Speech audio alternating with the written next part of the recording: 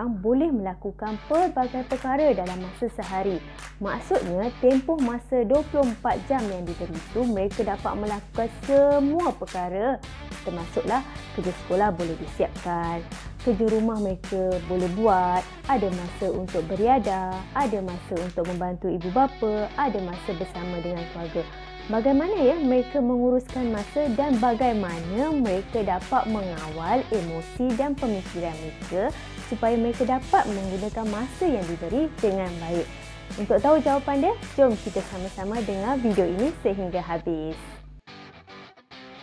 Hello everyone, Assalamualaikum warahmatullahi. Pada video lepas, cikgu ada kongsikan teknik mengatasi rasa malas dari segi psikologi dan juga pemikiran. Pada video kali ini, cikgu nak kongsikan lagi 6 teknik mengatasi rasa malas melalui gaya hidup sihat. Okay, jom kita sama saksikan bagaimana kita nak mengubah gaya hidup sihat kita supaya kita secara tidak langsung dapat mengurangkan rasa malas.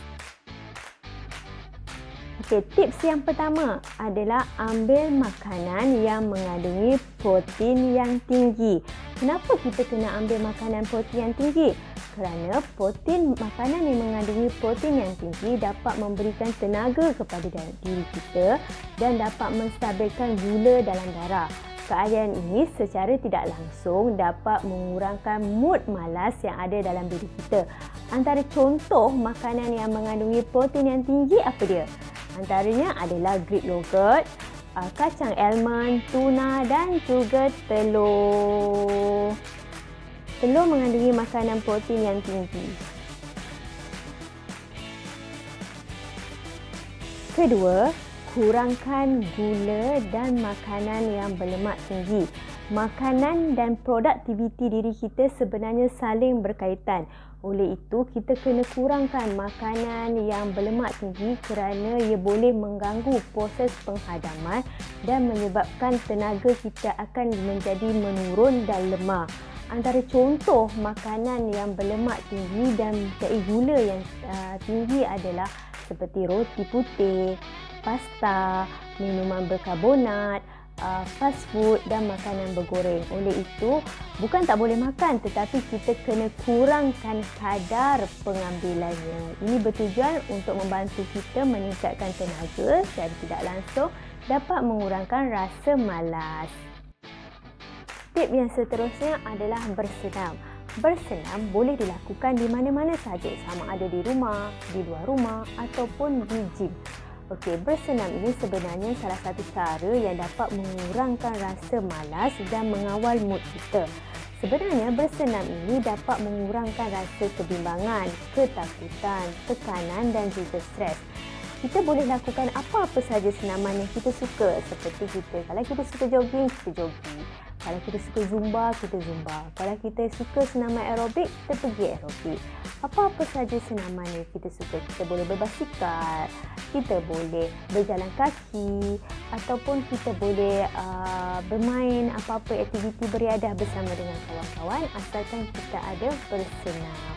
Okey, so jom sekarang hari ini kita mulakan 30 minit sehari untuk kita bersenam. Okey, jom kita sama-sama bersenam.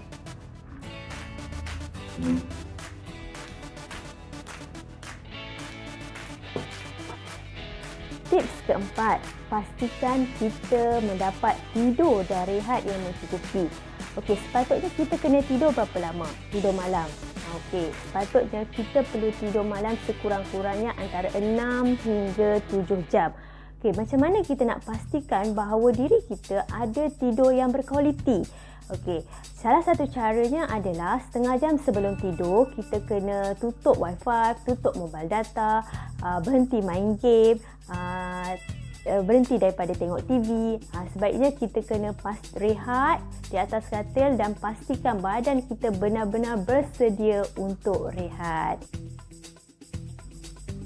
Tips kelima adalah uruskan tekanan. Berhadapan dengan masalah yang memberi tekanan sebenarnya boleh menyebabkan keletihan dari segi fizikal, emosi, pemikiran dan juga psikologi. Oleh itu, kita kena cari apa jalan yang terbaik untuk kita berhadapan dengan tekanan. Mungkin kita boleh spendkan masa bersama dengan ahli keluarga.